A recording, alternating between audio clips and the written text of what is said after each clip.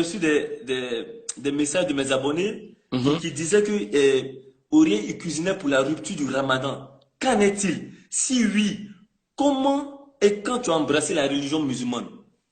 Oh, j'ai embrassé la religion musulmane.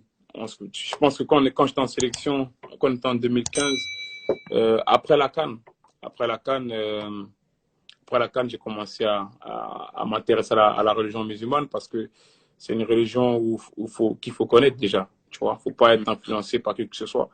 Il faut te faire ton propre avis à toi. Il faut surtout aller chercher les questions à tes réponses, tu vois. Faut pas suivre, on va dire, des gens parce que tu les vois en train de prier tous les jours, tu vois. Ça, c'est l'erreur que beaucoup de convertis font, tu vois.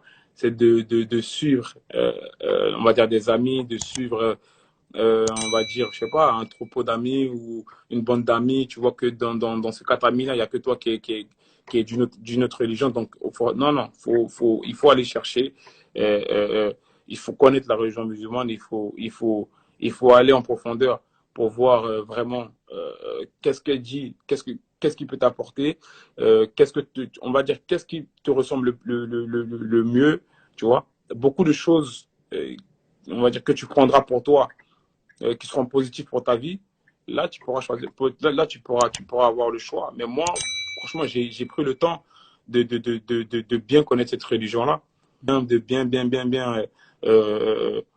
savoir vraiment où je mets les pieds. Aujourd'hui, je suis un homme heureux parce que j'ai vraiment, dans ma tête, j'ai vraiment pris le choix, pendant le temps. Et franchement, je suis épanoui parce que je suis calme. Machallah, depuis ça, je suis calme, tu vois. Je suis devenu un mec super calme, tu vois. Pourtant, avant, bon, j'étais avec mes amis, tout ça. Des fois, bon, on aimait bien tout ce qui bouge, tu vois.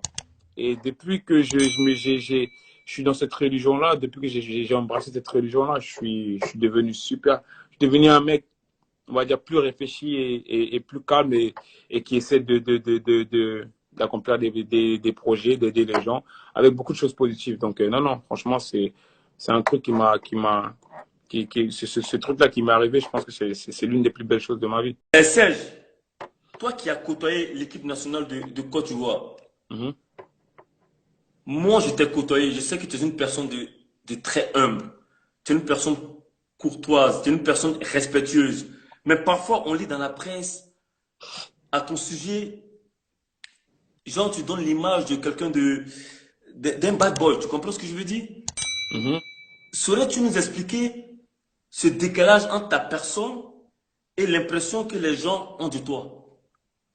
Ah, mais toi-même, tu viens de le dire. Tu m'as côtoyé, Hmm. tu vois. Tu m'as côtoyé, tu sais très bien que je suis pas ce que les gens racontent, tu vois. Je suis quelqu'un de calme. De base, je suis quelqu'un de calme, tu vois. Voilà, ça, c'est l'image, c'est l'image que les gens se font de moi parce qu'ils me connaissent pas, tout simplement, tu vois. Et c'est pour ça que je veux pas me justifier sur ça parce que mon entourage et ceux qui m'ont côtoyé, qui me connaissent, ils savent très bien qui je suis. J'ai même pas besoin de faire des justifications sur ce qui se dit sur la toile, etc. Parce que ces gens-là ne font pas partie de ma famille, tout simplement. Ces gens-là, aujourd'hui, ils vont payer un pass, ils vont payer un truc, ils vont se connecter juste pour parler, pour insulter. J'ai eu des grandes discussions dans un match, même avec toi. C'est m'arrivé des fois, on se prend la tête sur le terrain. Pourquoi? Mais parce que tu veux gagner, je veux gagner. On a peut-être des propos à chaud qu'on se dit, mais à la fin, tu sais que quand on arrête de parler, tu sais que je vais jamais te manquer de respect. Exactement, exactement. Tu vois ou pas? Tu sais ça. Tout à fait. Donc, ça, c'est des gens, c'est comme ça, c'est la vie, tu vois. On est là, de toute façon, soit on a apprécié, soit on a détesté. Tu peux même être le meilleur du monde, il y en a ceux qui t'aiment pas, ils vont toujours te créer ou dire des choses qui sont pas, tu vois, qui sont pas correctes sur toi. Donc, franchement, je laisse seulement ceux qui m'ont côtoyé et mon entourage faire une biographie de moi, moi-même. J'ai même plus le temps de penser à tout ce qui se dit, tout ce qui se fait autour de moi, de mauvais ou d'images qui se construisent. J'ai même plus le temps de ça. Tu vois, aujourd'hui, Je suis arrivé à un stade où j'ai vraiment plus rien à prouver, tu vois. On est des humains qu'on continue on va dire, à progresser, tu vois, parce que Mhm. dans la vie, tu peux dire ce que tu veux, tu peux avoir un comportement, le meilleur comportement du monde sur les réseaux sociaux, parce que ça aussi, des fois, c'est l'image que les gens ils essaient de montrer sur les réseaux sociaux. Ils peuvent apparaître sur les réseaux sociaux comme des bonnes personnes, des personnes sans problème, des personnes magnifiques. Mais est-ce que dans leur vie normale, ils sont appréciés de tout le monde?